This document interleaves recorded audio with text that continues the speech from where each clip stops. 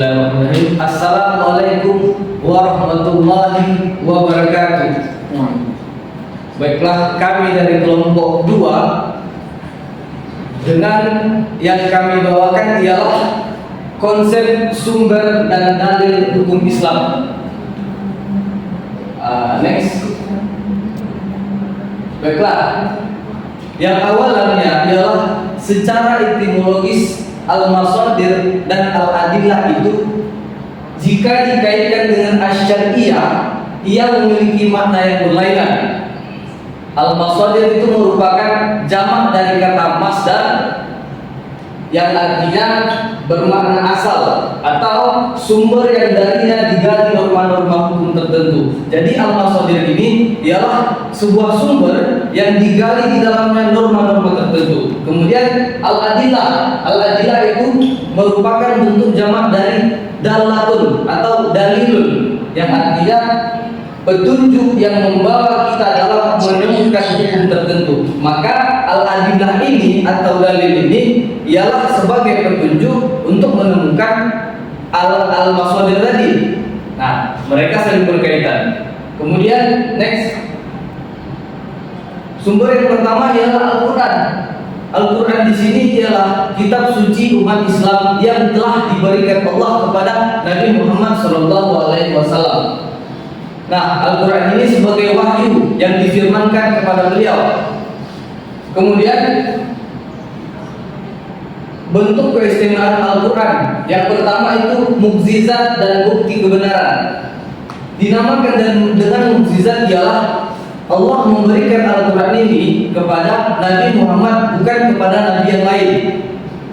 Kemudian Al-Quran ini sebagai bukti kebenaran. Bukti kebenaran dari firman Allah, dari yang diturunkan Allah kepada Nabi Muhammad tadi. Yang kedua, kekal dan tetap terpelihara. Kekal di sini dia dari awalnya turun Al-Quran, dari wahyu pertama yaitu surah Al-Iqra, Iqra bismi rabbikal ladzi khalaq. Kemudian diakhiri sampai hari kiamat nanti Al-Quran tetap masih ada utuh, itu kekal. Kemudian tetap terpelihara. Maksudnya gimana? Tetap terpelihara di sini ialah dari awalnya rilis tidak ada revisi yang selanjutnya. Revisi pertama, kedua, ketiga tidak ada tambahan, pengurangan tidak ada. Namun dari awal yang asli sampai sekarang dia tetap terjaga. Yang ketiga, bersifat universal dan tidak sektarian. Bersifat universal di sini dia masuk semua golongan, baik itu kalangan Islam, non-Islam, Kristen, kemudian siapa saja, semua makhluk yang ada di alam semesta ini masuk, bisa mengikuti Al-Quran tersebut. Kemudian tidak sektarian, dia tidak memfokuskan pada suatu bidang.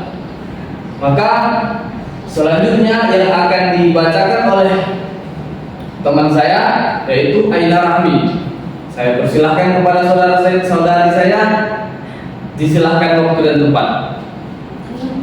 Baiklah, di sini saya akan menjelaskan poin selanjutnya yaitu mengenai sunnah. Sebagaimana yang kita ketahui, sunnah merupakan sumber hukum Islam kedua setelah Al-Quran yang disepakati oleh para ulama. Sunnah sendiri secara etimologis berasal dari kata bahasa Arab yakni sana yasunu sunnah yang bermakna cara, adat istiadat atau kebiasaan dan perjalanan hidup atau sirah.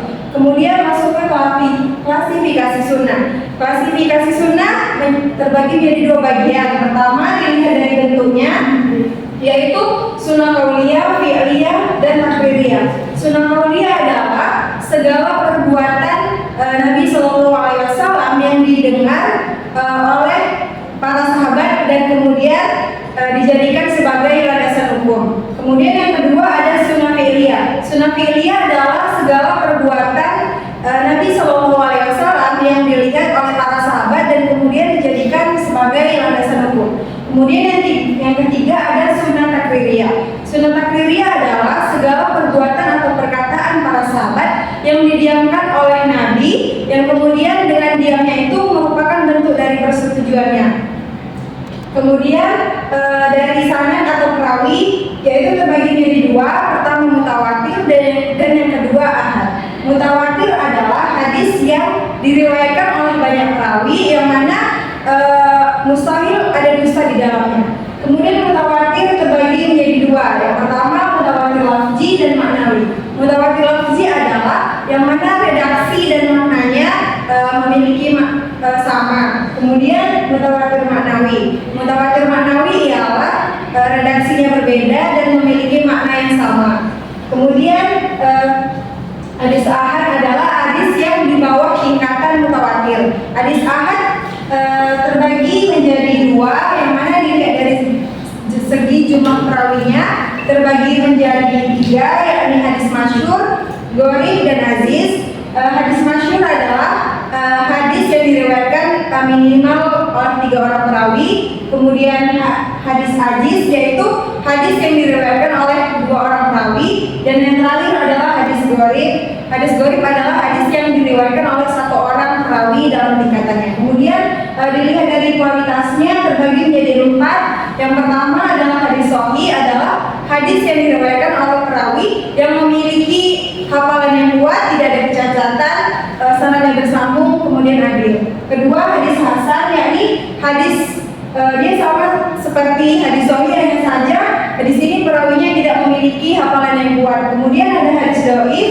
Hadis dhaif adalah hadis yang lemah, yang mana terdapat kecacatan di dalamnya dan perawinya tidak memiliki hafalan yang kuat. Dan yang terakhir adalah hadis maudhu. Hadis maudhu adalah hadis yang dibuat atau karangan sendiri, yang mana di dalamnya terdapat dusta. Mungkin sekian penjelasan saya, yang akan dan selanjutnya saya serahkan kepada moderator. Baik, terima kasih kepada saudari Nadila Ramadhani. Penjelasan sunnah tadi sudah jelas ya. Baiklah, selanjutnya fungsi sunnah terhadap Al-Quran yang akan disampaikan oleh teman saya, yaitu Aina Rahmi. Baik, selanjutnya saya akan menjelaskan tentang fungsi sunnah terhadap Al-Quran. Di sini terbagi 3. Yang pertama, menetapkan dan mencegah hukum-hukum yang terkandung dalam Al-Quran. Di Al-Quran sendiri sudah dijelaskan bahwa sholat itu wajib, dan sunnah di sini berfungsi untuk mempertegas. Contohnya, kita diwajibkan melaksanakan sholat 5 waktu sehari semalam. Selanjutnya memberikan penjelasan makna yang masih belum jelas dalam Al-Quran.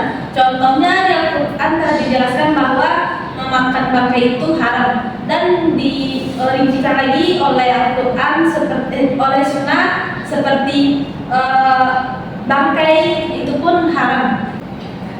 Yang kedua, memberikan penjelasan makna yang masih belum jelas dalam Al-Quran. Contohnya seperti seorang dengan sengaja membunuh pewaris dan dia tidak mendapatkan warisannya. Selanjutnya, menetapkan hukum yang belum ditetapkan dalam Al-Quran. Contohnya memakan bangkai itu kan belum jelas hukumnya, dan dipertegas lagi di dalam sunnah, yaitu memakan bangkai binatang yang bertaring itu haram hukumnya. Baik, selanjutnya penjelasan sunnah terhadap hukum dalam Al-Quran. Di sini ada 2 pembagiannya. Yang pertama, Nabi memberi penjelasan yang bisa dipahami oleh umat. Di sini Nabi itu memberi penjelasan kepada masyarakat, itu contohnya dalam perintah sholat. Di sini Nabi itu tidak secara tegas menyuruh masyarakatnya untuk melakukan sholat, tetapi ia dengan cara melakukan sholat itu sendiri, dimulai dari takbiratul ihram dan diakhiri oleh salat. Selanjutnya, Nabi memberikan penjelasan secara nyata di sekitar lingkungan. Contohnya, Nabi menyuruh membayar zakat. Nah, dan di sini Nabi pun tidak menyuruh secara langsung kepada umatnya untuk membayar zakat, tapi Nabi dengan cara memberikan bantuan kepada orang yang membutuhkan. Sekian, terima kasih, kembalikan kepada moderator. Baik, terima kasih saya sampaikan kepada saudari Aina Rahmi tadi. Maka materi selanjutnya ialah akal. Akal ini akan disampaikan oleh saudara Muhammad Fadil. Saya persilahkan tempat dan waktunya. Terima kasih kepada moderator sudah memberikan waktu dan tempatnya. Oke, selanjutnya saya akan melanjutkan materi, yaitu mengenai akal. Sebenarnya cukup sulit materi mengenai akal tersebut karena terlalu sedikit referensi yang bisa saya dapati dan terlalu susah untuk menjelaskan mengenai akal tersebut. Oke, akal adalah daya pikir yang berada atau yang berasal dari jiwa. Jiwa di sini adalah hati kita. Hati berarti perasaan. Berarti akal ini atau daya pikir ini akan terpacu dikarenakan adanya perasaan ingin tahu dari hati kita. Makanya otak kita secara tidak langsung akan meresponnya dan berpikir kenapa begini, kenapa begitu. Selain itu, akal menurut Al-Quran lebih tepatnya menurut pemahaman Islam yakni bahwa memperhatikan alam sekitarnya dengan otak. Dinamakan otak ialah organ tubuh akal.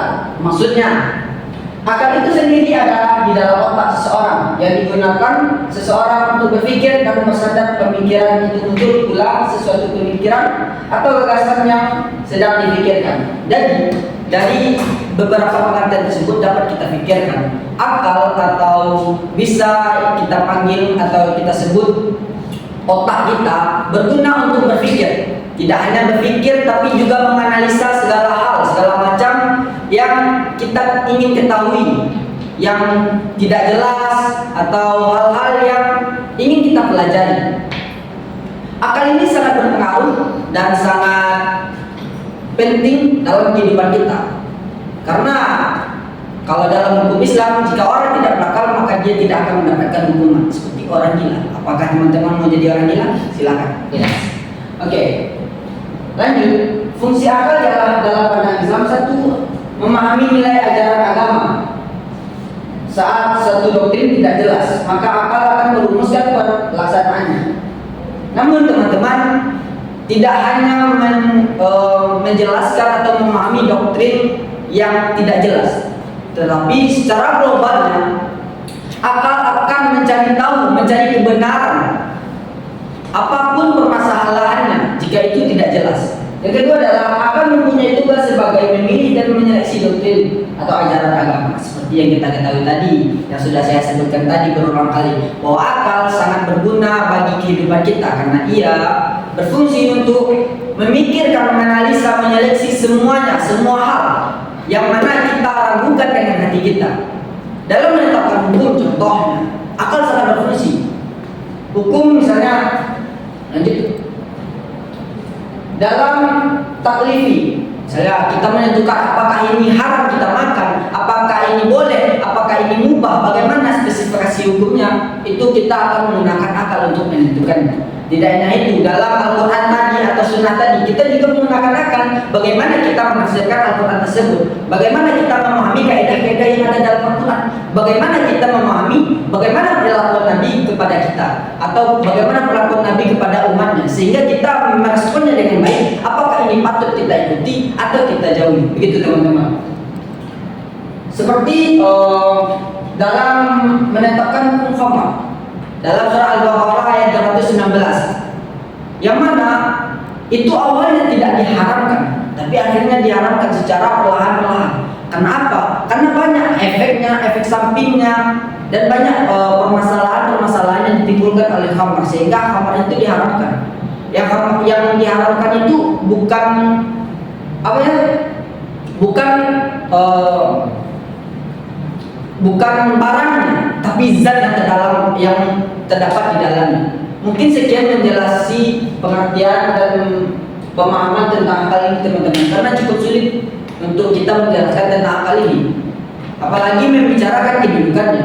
Jika kita membicarakan kedudukannya, akal dan Al-Quran itu tidak bisa kita sandingkan, dia sama-sama. Namun perbedaannya, akal tidak bisa mencerna segala sesuatu yang ada dalam Al-Quran. Begitu teman-teman. Sekian, terima kasih. Baiklah, saya ucapkan terima kasih kepada saudara Muhammad Fadil tadi. Mungkin dari berakhirnya saudara Muhammad Fadil tadi, berakhirlah pelajaran yang telah kami sampaikan tadi. Nah, baiklah, mungkin kami ada salah ucap atau salah dalam perkataan. Kami, terutama saya pribadi, meminta maaf sebanyak-banyaknya. Kemudian kami akhiri, wabillahi taufiq wal hidayah. Wassalamualaikum warahmatullahi wabarakatuh.